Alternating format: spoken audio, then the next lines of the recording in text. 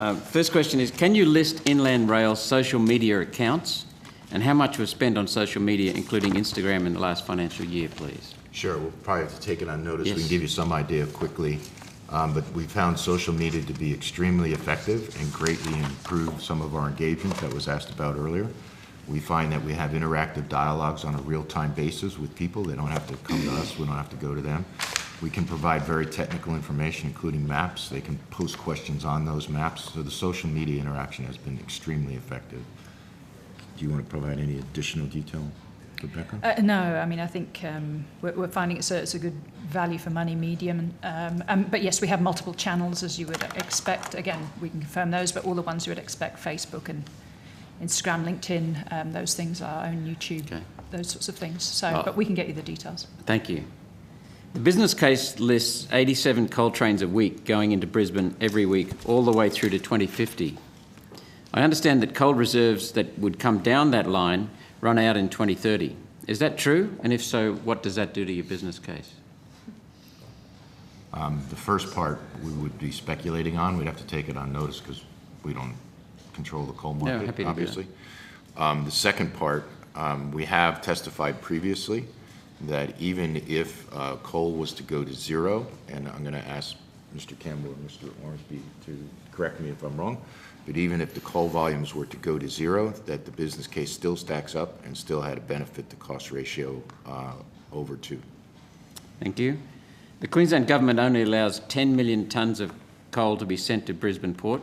Currently the port handles 7 million tonnes. Is this limit of 10 still in place? And rather than 87 trains a week, how many will the remaining 3 million tonnes generate?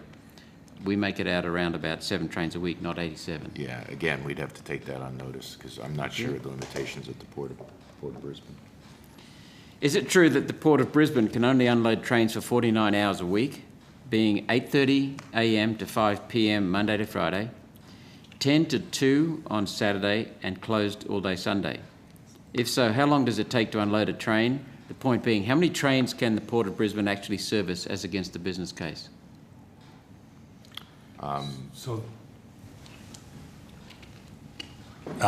Senator, the business case was primarily a terminal-to-terminal activity. So from Melbourne to Acacia Ridge.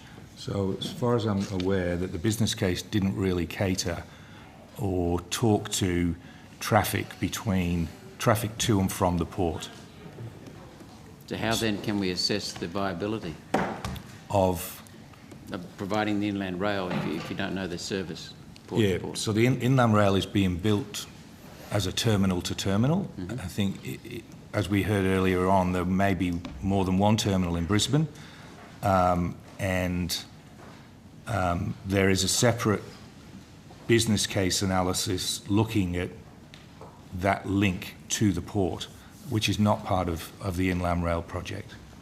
So if the Port of Brisbane is not modelled in that, how do we know the impact of the port on the Inland Rail, the constraint of the port?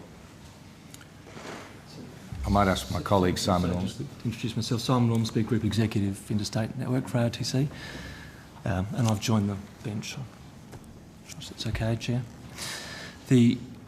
So in broad terms, we can come back with the details behind the modelling. We'll take that on notice. But in broad terms, the number of trains assumed is broadly similar to the number of trains that are passed through today, but they are longer trains in the business case. So Inland Rail and the investments enables longer coal trains, so heavier coal trains to be run than today. So the assumptions aren't broadly different in the business case to what happens today, but we can come back to you, take it on notice and come back with all the detail around that. I'm interested in the impact of the restricted hours at Brisbane Port. Yeah, we'll come back. Yep. Is it true that passing loops at Kingsthorpe and Fisherman's Island can only handle a train with a length of 670 metres, yet your trains are 1,600 metres? So how do you propose to get your trains in and out of the port?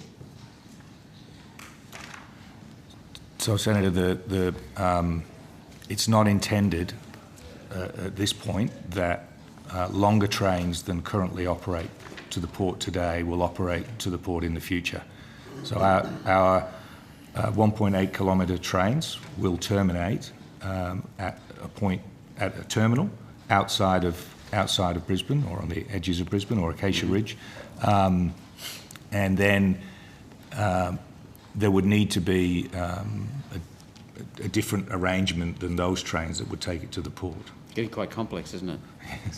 Very complex. If I could add to that, Senator, so I can't validate the length of those crossing loops, but what I can say is part of the business case, extensive capacity modelling was undertaken and assumed different lengths of trains. Because you have a crossing loop or two crossing loops that are 600 metres doesn't mean that every train is limited to 600 metres, and there's quite a bit of double track. So particularly if you're running a narrow gauge train, so some of those coal trains may just have a through run without actually utilising the crossing loop. Can I maybe just help a little bit? What he's saying is that you can give priority to longer trains. So the ones that use the passing loops are the shorter trains. So it doesn't have to actually match the length of the train that uses the line if you give it that priority. Got it. Yeah. So that's one. Thank you. Brisbane trains have a curfew which limits inland rail services to 19 hours a day, which means that the times a train can leave Melbourne needs to adjust to avoid that curfew. There will be a corresponding window in Melbourne and all along the route. Have you modelled how this will affect loads once inland rail is fully operational? So there's no curfew for trains outside of Acacia Ridge. I'm not aware of a curfew. So you haven't modelled it? Sorry? So you haven't modelled it? No, we've assumed there's no curfew. So Okay. unlimited access between Melbourne, the Melbourne terminals and the Brisbane terminals. Thank you. The new tunnel ARTC will have to build down from Toowoomba, has a gradient of 1 to 64. A train would need to do 30 kilometres an hour down the tunnel. Once the train exits the tunnel, the limit is 80 kilometres per hour all the way to the port. Can you demonstrate that this has been factored into the 24-hour transit time? Yes. Yes. Yes. And we can give you the train modelling. If we could, please. Yep. Thank you. The project cost of $14.8 billion does not include anything to do with the tunnel through the Great Dividing Range outside of Toowoomba. Is that correct? No. What is the cost? The tunnel? Yes. So projects, as we've testified a few times now for commercial and confidence, we're under procurement right now, so we're not disclosing project budgets. But the total cost of inland rail does include the cost of the tunnel down the Toowoomba Range. Okay.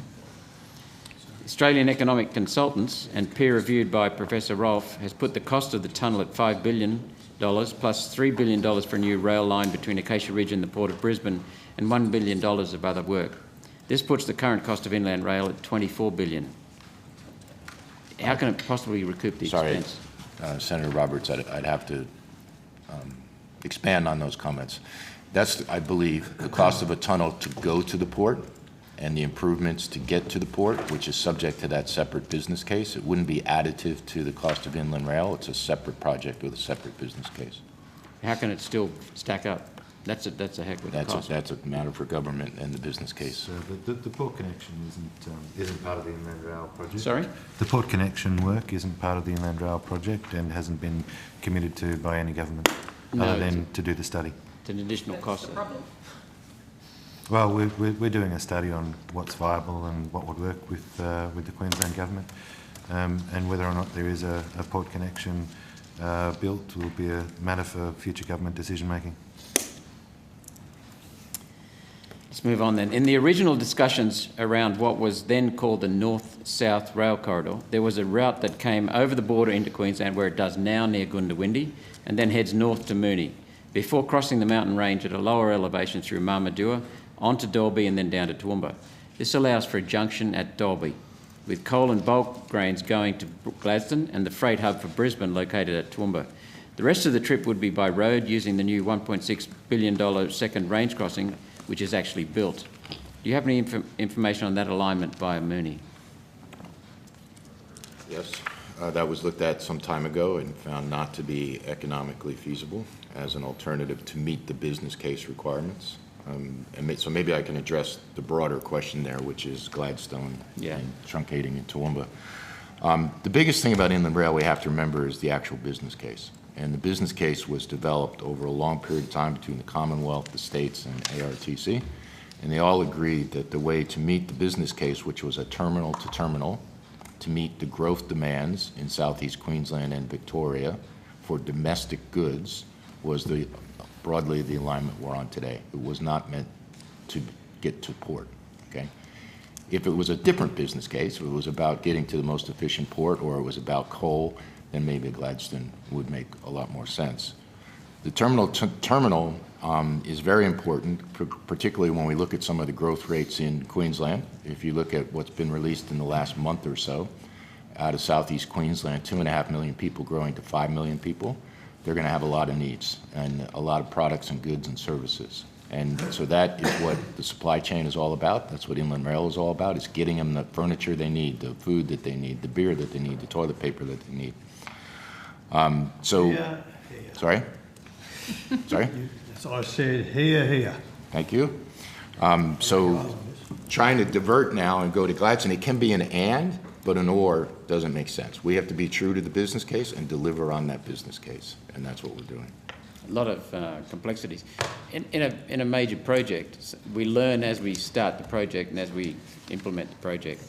Correct. There seem to be more and more questions that are coming up. Yes, but that is, you're exactly right. That's a major project. And so what you have to do is respond to the learnings and improve as you go, and have a process that allows you to account for them. Could it be that the original business case was not done in sufficient depth, quality? I think it's one of the better business cases I've seen, and it certainly had a very good benefit to cost ratio compared to other projects. So it's pretty high quality. Based on early assumptions. Yeah. What Okay. was the benefit cost ratio? 2.6 originally. The AEC found that a route that terminated in Toowoomba and sent coal and grain to Gladstone, including the cost of the extra leg to Gladstone, would cost $12 billion total on a return of 1.58, as against the current route, including tunnels and links, which is now at $24 billion on a return of investment at 1.01. Will you refer the AEC Gladstone alignment with Toowoomba termination to the Rural and Regional Affairs and Transport Committee Inland Rail Inquiry for a full review? Yeah, so I have to correct the statement that Inland Rail's not 24 billion. We talked about that earlier, the two different business cases. And the second thing about being cheaper to go to Gladstone, if it doesn't accomplish the business case, it doesn't really matter whether it's cheaper. You know, I have this discussion with my family all the time. When they buy something on sale that they don't need, it doesn't do us any good. So, If it's more productive, then That's a value never win. sorry? Yeah, it Senator is. Roberts, I think the critical that's point last is one. the Thank you different very products. much. Thank you. isn't the issue really about value? It is about value, but you have to accomplish. One of the great things is, and I've mentioned this a few times, one of the great things about Australia, as opposed to other countries I've dealt with large infrastructure projects are justified based on the business case. We have to be true and honest to that business case. It's disingenuous to deliver something different other than that business case without going back and changing it. Terrific. Thanks, Senator Roberts. Senator Canavan.